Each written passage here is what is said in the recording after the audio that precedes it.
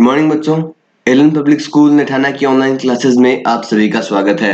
आज हम बात करेंगे क्लास 6 साइंस के चैप्टर नंबर 6 की, जिसका नाम है चेंजेस अराउंड अस, यानी कि हमारे आसपास में होने वाले परिवर्तन। सबसे पहले व्हाट विल यू लर्न इस चैप्टर में आप क्या पढ़ेंगे? You will learn about the changes happening around you. आप पढ़ेंगे कि कौन कौन से चेंजेस है जो आपके आसपास होते रहते हैं। You shall also know about the changes in shape by force, by heating, bye dissolving of materials. आप देखेंगे कि आप पढ़ेंगे इनके अंदर कि शेप के अंदर चेंज किस तरह से आता है, हीटिंग के द्वारा, फोर्स के द्वारा और किसी चीज में डिसॉल्व करने के द्वारा।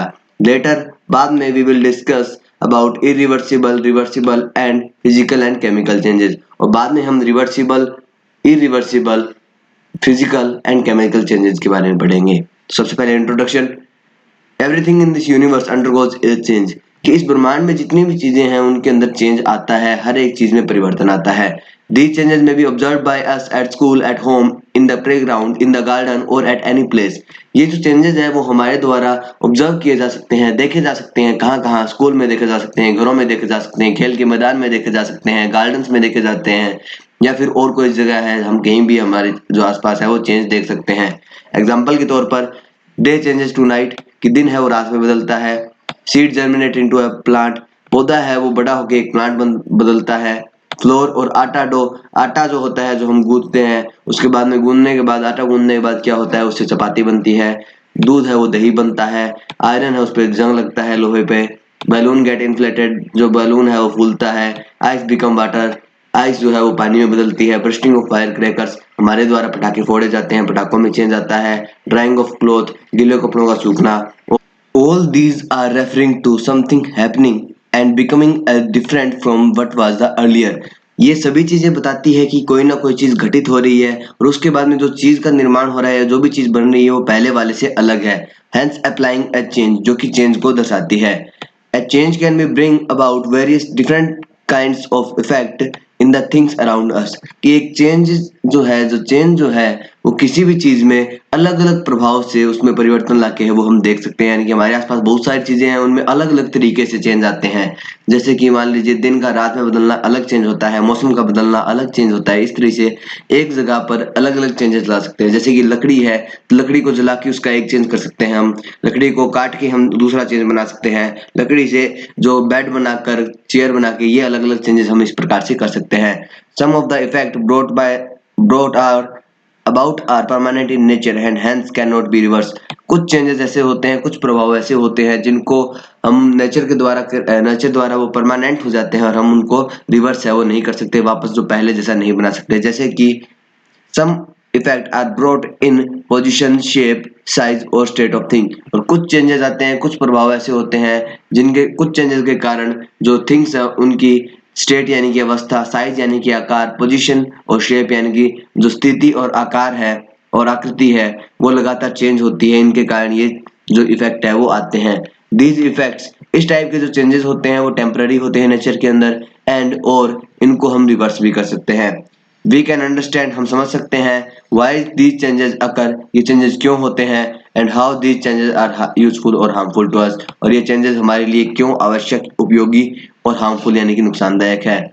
Few changes taking place, let us perform the following activity to study the some changes taking place around us। आइए एक एक्टिविटीज करते हैं जिनसे हमें पता चलेगा, हम पढ़ेंगे किन के बारे में, कुछ चेंजेस जो हमारे आसपास होते हैं। सबसे पहला, to study the effect of heat on the metals, की इफेक्ट ऑफ हीट मेटल पे क्या क्या होता है। इसके लिए आपको क्या चाहिएगा? एक lock with a tight fitting की, आपको एक धागा चाहिएगा और उसकी जो एक फिक्स उसकी जो चाबी है वो चाहिएगी, एक ताला चाबी चाहिएगी। फायर टोंग या एक चिमटा या फिर चिमटी चाहिएगी। बर्नर और स्पिरिट लैंप, एक बर्नर या फिर स्पिरिट लैंप चाहिएगा। When you enter the key in the key hole of the lock, जब आप ताले के जो छेद है उसके अंदर चाबी को डालेंगे, you will notice that, आप नोटिस करेंगे कि key enters the key hole, जो की है वो चाबी का जो छेद है उसके अंदर चली जाएगी। Now अब टेक द की आउट, जो चाबी है उसको बाहर निकालिए, उसको चिमटे के बीच में पकड़िए। Heat the key on the burner for और स्पिरिट लैंप फॉर 2 मिनट्स, और जो चाबी है उसको 2 मिनट तक लगभग स्पिरिट लैंप या फिर बर्नर पर गर्म कीजिए। Again try to key enter the key into the key hole, अब कोशिश कीजिए की को की होल में डालने की। यू विल सी दैट, आप देखेंगे कि the key does not enter the key hole, जो की है वो की होल में एंटर नहीं करेगी। Allow the key to cool at room temperature, आप उसको थोड़ी देर के लिए रूम टेम्परेचर पे ठंडा होने के लिए छोड़ दें। Again try to enter the key into the key hole, फिर से आप कोशिश कीजिए की होल के अंदर की डालने की। यू विल सी डेट, आप देखेंगे कि द की एंटर द की होल, जो की है वो एंटर कर जाएगी की होल में। Why does it this happen, ऐसा क्यों हुआ? On heating the key expand, गर्म करने पे जो की है वो फैली क्यों? क्योंकि मेटल्स जो है गर्म करने पे फैलते हैं, उनमें चेंज आता है। As the size of the key become bigger than the key hole it can not enter it, expand होने के कारण, साइज फैलने के कारण जो चाबी का जो साइज था वो चाबी के छेद से ज्यादा हो गया, और जिसके कारण क्या हुआ, जिसके कारण वो की होल के अंदर एंटर नहीं कर पाई। ऑन कूलिंग, कूलिंग होने पर, ठंडा करने पर, its the key contracts to its original size, जो की है, जो चाबी है, वो अपने जो प्रारंभिक जो साइज थी स्टार्टिंग वाले उसके अंदर सिकुड़ गई, और बाद में उसको hence easily to enter the key hole, और बाद में वो की होल के अंदर उसको डालना इजी हो गया। दस इसलिए वी कैन कंक्लूड दैट, हम निष्कर्ष निकाल सकते हैं कि चेंज इन साइज और shape take place on heating, कि हीटिंग करने पर जो शेप और जो साइज है किसी थिंग के वो चेंज किए जा सकते हैं।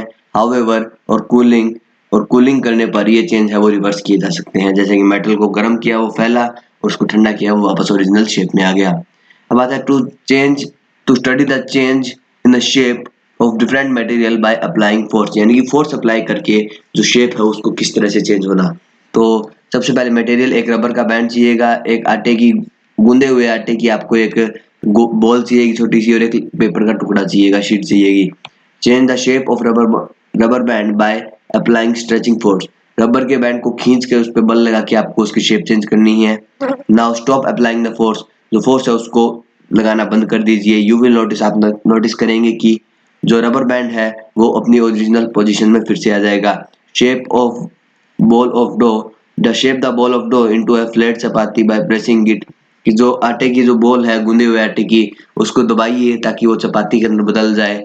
नाउ अब try to bring the chapati in the original shape of ball, आप कोशिश कीजिए उस चपाती को वापस रोल करके उस बॉल के अंदर चेंज करने की। यू विल नोटिस दैट, आप नोटिस करेंगे कि more force is required to in shaping and reshaping, जो शेप करने में, उसको वापस बॉल बनाने में और उसको वापस गोल बॉल बनाने में आप देखेंगे कि आपको ज्यादा फोर्स लगाना पड़ेगा। Four fold the paper shield bye pressing it, जो फोर फोल्ड, उसको मतलब 4 बार आपको प्रेस करनी है अलग अलग तरीके से, जो पेपर फील्ड जो शीट है उसको प्रेस करके फोल्ड करनी है। Then try to bring it back in its original shape, अब आप वापस उसको ओरिजिनल शेप पर लगाने की कोशिश कीजिए।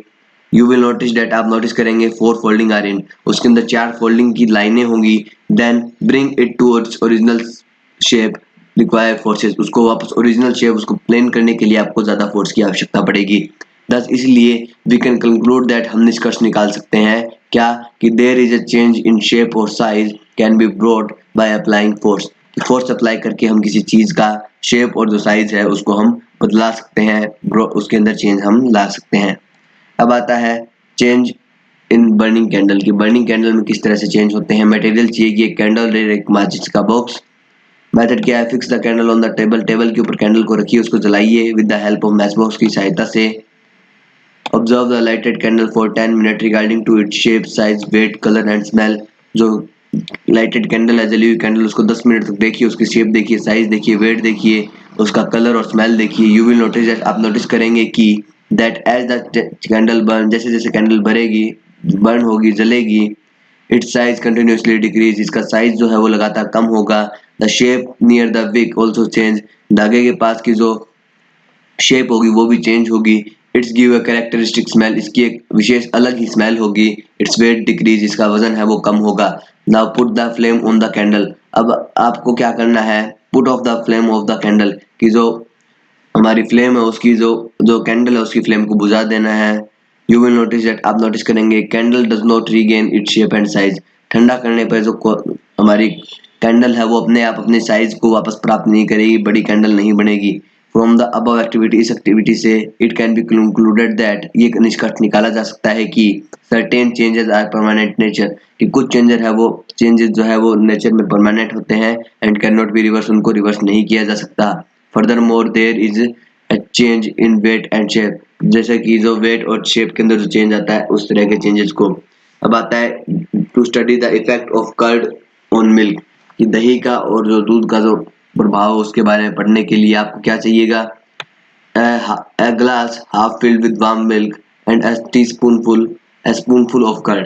आपको चाहिएगा एक गिलास जो कि आधा गर्म दूध से भरा हुआ हो, और इसके अलावा आप एक चम्मच दही या फिर एक चम्मच जो लस्सी है वो भी ले सकते हैं। Dip your finger in warm milk, जो वार्म मिल्क है गर्म दूध उसमें अपनी अंगुली डुबाइए। If your finger bear heat that means the milk is at right temperature. अगर आपकी अंगुली जलती है तो आप मान लीजिए कि जो मिल्क का उसका टेम्परेचर सही है, अगर नहीं जलती तो थोड़ा सा और गर्म कीजिए।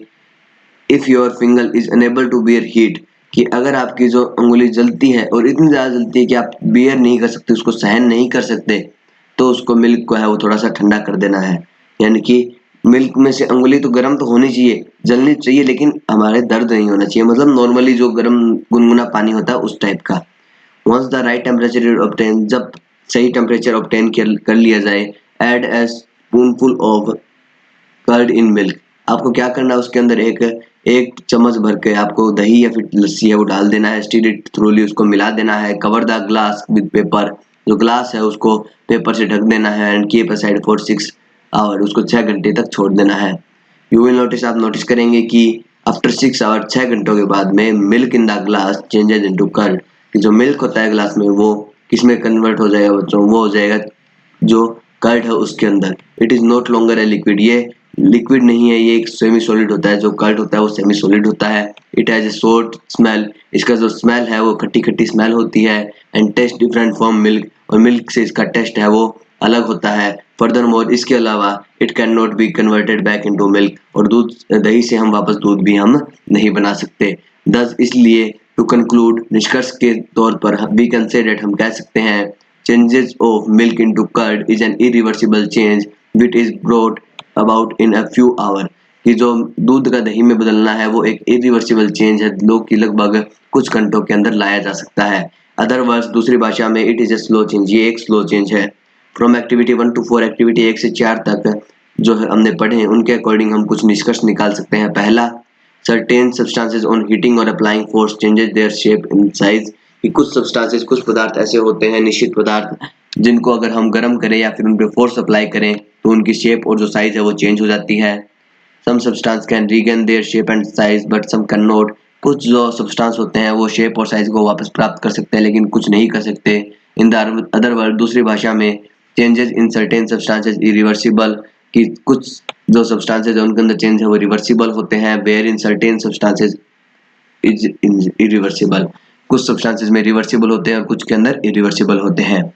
And new change can be formed by mixing 2 और मोर सब्सटेंस, कि 2 या 2 से अधिक सब्सटेंस को मिला के एक नया सब्सटेंस है वो बनाया जा सकता है।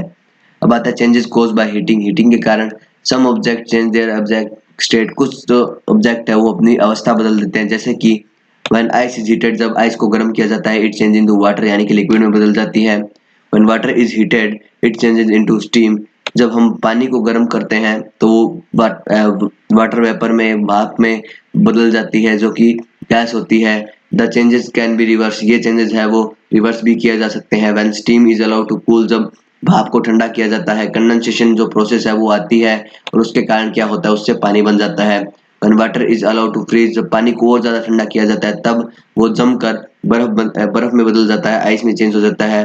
ऑल चेंजेस आर रिवर्सिबल, ये जो चेंजेस है वो सभी रिवर्सिबल है। अब आता है some object get hot and burn, कि कुछ जो ऑब्जेक्ट है वो गर्म होकर जल जाते हैं। As we see in activity 3, जैसा कि हमने एक्टिविटी 3 में देखा था, candle was lighted and it started burning, हमने देखा कि कैंडल जैसे ही हमने बर्न की, उसको जलाया, तो उसके बाद में वो जलना शुरू हो गई। It shape and size also change, इसका शेप और साइज भी चेंज हो गया। Change is reversible in nature, ये चेंज था वो रिवर्सिबल था, नेचर इरिवर्सिबल था नेचर के अंदर। क्यों? क्योंकि हम जो कैंडल है वो ओरिजिनल कैंडल है वो जलने के बाद में प्राप्त नहीं कर सकते। Also know this tools such as spade, pickaxe are used for digging the soil, कि ये जो हमारे कुल्हाड़ी और जो हमारे कसिया जिसको हम बोलते हैं नॉर्मल भाषा में, स्पैड होता है कस्सा, उनको हम किसके लिए उपयोग में कर लेते हैं, मिट्टी को खोदने के लिए उपयोग में लेते हैं। Some object simply get hot but no other changes take place, कि कुछ ऑब्जेक्ट होते हैं जो सिर्फ गर्म हो जाते हैं और उसमें कोई चेंज नहीं आता। जैसे कि चेंज तो आता है, यानी कि चेंज तो क्या हो गया कि सिर्फ ठंडे से गर्म हुआ, इसके अलावा और कोई चेंज नहीं आएगा। When you drink hot milk और hot coffee from a cup, you may feel the cup is hot. कि आप जब गर्म दूध या कॉफी या चाय अगर आप पीते हैं कप में तो आप देखते हैं कि कप है वो गर्म होता है. However, no change in state of cup take place. लेकिन फिर भी जो कप है उसकी स्टेट में कोई भी चेंज नहीं आता. Some objects get hot and expand. कि कुछ सब जो चीजें हैं वो गर्म हो जाती है और फैल जाती है. जैसा कि एक्टिविटी नंबर 1 में पढ़ा, metal key on heating got hot and as well as increase in size. जो मेटल की चाबी थी वो गर्म हुई, गर्म करने के बाद में वो गर्म तो हुई, इसके साथ साथ उसका साइज भी फैला. कन्वर्सली ऑन कूलिंग, इसी प्रकार जब हम इसका विपरीत जो होता है, जैसे कि अगर हम मेटल की को ठंडा किया हमने तब क्या हुआ, it's contracted and regain it's original size. वो सिकुड़ी और अपना ओरिजिनल साइज उसने प्राप्त कर लिया.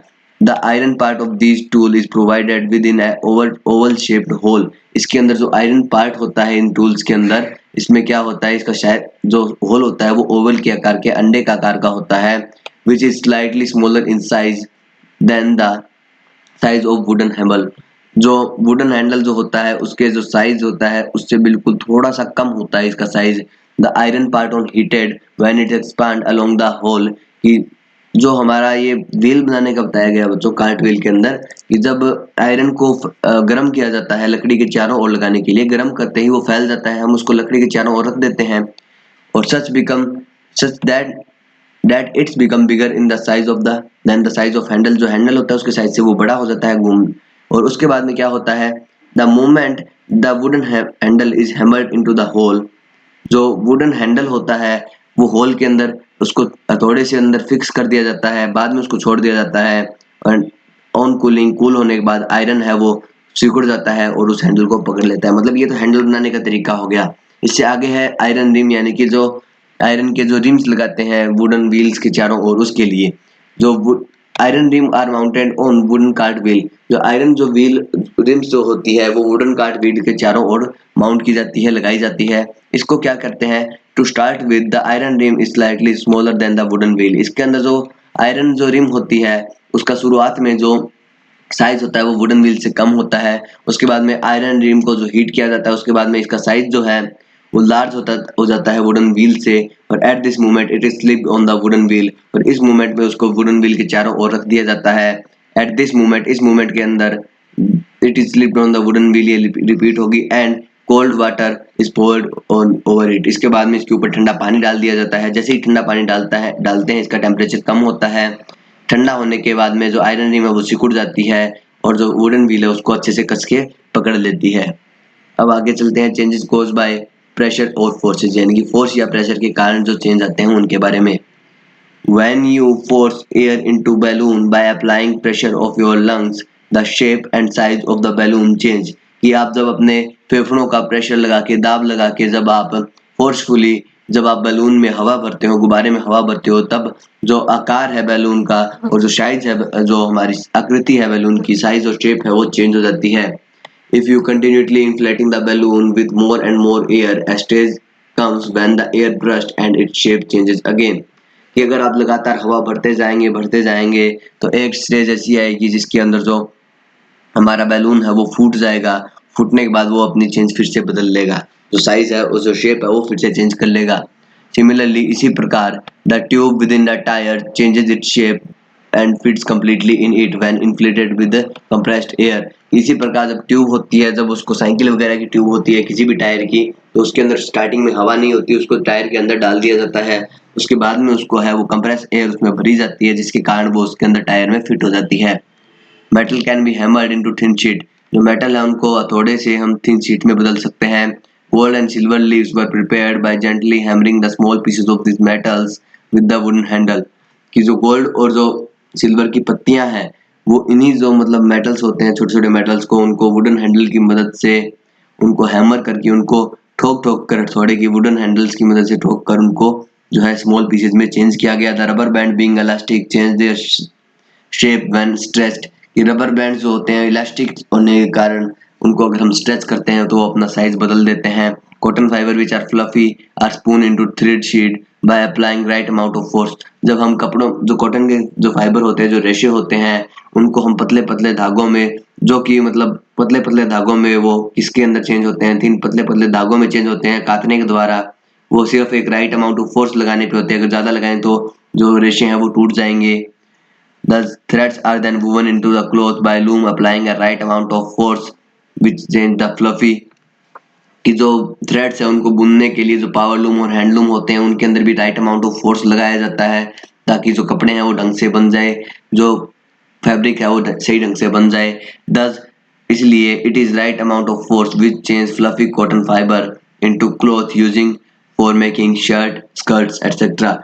ये है वो सही मात्रा में एक फोर्स है जो कि फ्लफी जो गद्देदार जो कॉटन के फाइबर होते हैं उन पे लगाया जाता है उनको क्लॉथ के अंदर चेंज करने के लिए और उनसे शर्ट और जो स्कर्ट्स है वो बनाने के लिए। अब आता है चेंज कोजेज बाय डिजोल्विंग, यानी कि घोलने से किस तरह से चेंज आते हैं डिजोल्विंग से। You have already learn that the substances such as common salt copper sulphate crystal etcetera are soluble in water. आपने पहले ही पढ़ा है कि कुछ कॉमन साल्ट या फिर जो कॉपर सल्फेट के सॉल्यूशन जो होते हैं, क्रिस्टल जो होते हैं वो पानी में सोल्यूबल होते हैं, विलय होते हैं। During the process of dissolving a change is brought in soluble substance, कि इस प्रोसेस के दौरान कि जो डिजोल्विंग के कारण एक चेंज आता है सोल्यूबल सब्सटेंस के अंदर। You have also learn that equal amount of all soluble substance do not dissolve in any fix amount of water, कि अगर सोल्यूबल सब्सटेंस की इक्वल अमाउंट अगर हम पानी में जितनी मात्रा पानी की है उतनी अगर उसमें डाल दें तो वो डिजोल्व उसमें नहीं होगा। दूसरी भाषा में certain substances are more soluble in water than other substances, कि कुछ सब्सटेंसेस है वो पानी में ज्यादा सोल्यूबल होते हैं और कुछ है वो कम होते हैं। फर्दरमोर यू हैव लर्न, और आपने ये भी पढ़ा, with the rise in temperature of water more amount of substance dissolve in it, कि जैसे जैसे हम पानी का टेम्परेचर बढ़ाते हैं उसको बॉईल करना शुरू करते हैं तो जो सब्सटेंस है उसमें और जल्दी है वो डिसॉल्व होते हैं। ऑन कूलिंग दिस सॉल्यूशन, इस सॉल्यूशन को ठंडा करने पर the excess dissolve substance in it come out in form of crystal and settle at the base, कि जब इनका जो सॉल्यूशन उसको ठंडा किया जाता है तब जो एक्सेस डिसॉल्व जो सब्सटेंस होता है वो क्रिस्टल या फिर सॉलिड के रूप में बाहर आता है और जो बेस है उसके अंदर जाके बैठ जाता है। अब आते हैं रिवर्सिबल और इरिवर्सिबल चेंज की, कौन सी चेंजेस है वो रिवर्सिबल होते हैं, कौन से इरिवर्सिबल चेंज होते हैं। The changes which can be reversible on heat और removing the cause is called a reversible change, यानी कि जिस चीज के कारण चेंज आते हैं उसको हटाकर और चेंज है वो रिवर्स कर दिया जाए या फिर उसके विपरीत कंडीशन लगा के अगर चेंज अगर रिवर्स कर दिया जाए तो हम उनको रिवर्सिबल चेंज बोलेंगे। इन दिस चेंज में the product form can be back converted into their original form. इसके अंदर जो स्टार्टिंग में जो प्रोडक्ट्स बनते हैं इन चेंजेस के अंदर उनको हम वापस ओरिजिनल फॉर्म यानी कि पहले जो फॉर्म में थे उनमें कन्वर्ट कर सकते हैं। इन अदर वर्ड, दूसरी भाषा में, reversible change is one of in which the initial substance can be obtained back by the reversing the action। Reversible change एक ऐसा चेंज होता है जिसमें जो इनिशियल सब्सटेंस है, जो स्टार्टिंग में जो सब्सटेंस होता है उसको हम वापस प्राप्त कर सकते हैं किसके द्वारा, जो एक्शन है उसको रिवर्स करने के द्वारा। A change which cannot be reversed even on reversing the cause is called an irreversible change। कि एक ऐसा चेंज क्या बताएं हम आपको कि एक ऐसा चेंज जिसको अगर हम उसके कोज को हटा दें, उसके जो कारण है उसको हटा दें, फिर भी हम उसको रिवर्स ना कर सकें तो वो बोलेंगे इरिवर्सिबल चेंज, यानी कि किसी भी कारण से किसी चेंज को अगर हम रिवर्स ना कर सके तो वो हमारा इरिवर्सिबल चेंज होगा। इन दिस चेंज, इस चेंज में क्या होगा, the product can not be converted back into their original form. In other word, irreversible changes is one of which the initial substance cannot be obtained back by reversing the action। कि ये जो हमारे irreversible change होते हैं वो इस प्रकार के चेंज होते हैं कि जिनके अंदर प्रोडक्ट जो बनते हैं उनको हम वापस ओरिजिनल स्टेट में नहीं ला सकते। और दूसरी भाषा में अगर बताऊं तो आपको इरिवर्सिबल चेंज ऐसे होते हैं जिनमें अगर कोई प्रोडक्ट बना है उसको हम उसकी इनिशियल सब्सटेंस जिस चीज से वो बना है वो वापस प्राप्त नहीं कर सकते किसी भी एक्शन द्वारा उसको रिवर्स करने के द्वारा। It is thus important to keep in mind, ये इसलिए जरूरी होता है कि आपको दिमाग में रखना चाहिए कि सच a change must be allowed to take place when necessary, कि ऐसे चेंज को तभी हमें कराना चाहिए या फिर चेंज लाने चाहिए जब ये जरूरी हो। बिना जरूरत के ऐसे चेंज नहीं लाने चाहिए क्योंकि बेवजह अगर आपका जो सब्सटेंस है वो दूसरे में चेंज हो जाएगा हम उसको वापस चेंज कर ही नहीं पाएंगे। Let us do the following activity and identify the nature of change as reversible or irreversible। या ये कुछ एक्टिविटी करते हैं और चेंज का पता लगाते हैं कौन सी चेंज है वो रिवर्सिबल है और कौन सी इरिवर्सिबल है। एक कैंडल लीजिए, लाइट इट, उसको जलाइए और ऑब्जर्व द बर्निंग कैंडल, और बर्निंग कैंडल को ऑब्जर्व कीजिए। रिवर्स रिजल्ट क्या आएगा, the burning candle get shorted, जो बर्निंग कैंडल जो है जलती हुई कैंडल वो छोटी होती जाएगी। वैक्स रिएक्ट विद एयर, जो वैक्स है जो मोम है वो हवा के साथ रिएक्ट करेगा to form water vapour and carbon dioxide, जो कि पानी की जो वेपर है वो बनाएगा और कार्बन डाइऑक्साइड बनाएगा। वैक्स यानी कि सॉलिड प्लस ऑक्सीजन यानी कि गैस, जिससे बनेगा गैस प्लस गैस यानी कि water vapour plus carbon dioxide. Nature of change क्या होगा, इरिवर्सिबल होगा, क्योंकि वाटर वेपर और कार्बन डाइऑक्साइड है उसको हम वापस वैक्स में नहीं बदल सकते और ऑक्सीजन में नहीं बदल सकते।